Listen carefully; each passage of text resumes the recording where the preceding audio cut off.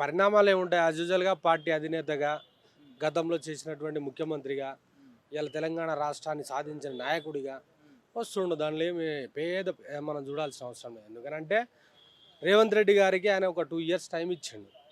Honeymoon period type మనోడు వచ్చిండు కదా, చేస్తాడులే, కొత్తడు కదా అని టైం ఇచ్చాడు.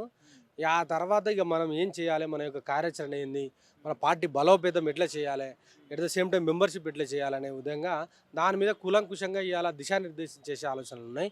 అందులో భాగంగా కేసీఆర్ గారు వస్తున్నారు. ఈయాటి నుంచి వెళ్ళి టిల్ నౌ, ఈయాటి నుంచి వెళ్ళి జనక్షేత్రంలోనే ఉంటాడు, ప్రజాక్షేత్రంలోనే ఉంటాడు. వీళ్ళు ఇచ్చినటువంటి 6 గ్యారంటీలు 420 హామీలు ఏవైతే ఉన్నాయో వాటి గురించి కొట్లాడతాడు, నిలదీస్తాడు. ఇవాళ ప్రభుత్వాన్ని మెడలు వంచే ప్రయత్నం కూడా చేస్తాడు. ప్రజల తరపున ప్రశ్నిస్తాడు, ప్రజల తరపున నిలబడతాడు. ఎందుకంటే ఇవాళ తెలంగాణ రాష్ట్రంలో ప్రధాన ప్రతిపక్ష పార్టీగా ఇవాళ బీఆర్ఎస్ పార్టీని ఎన్నుకున్నారు కాబట్టి రేపటి రోజున వాళ్ళ తరపున ఇవాళ నిలబడే ప్రయత్నం చేస్తాడు. కాబట్టి ఇవాళ పార్టీ క్యాడర్ని, పార్టీ రాష్ట్ర స్థాయి కార్యవర్గాన్ని మొత్తాన్ని దిశానిర్దేశం చేయబోతున్నారు కేసీఆర్ గారు.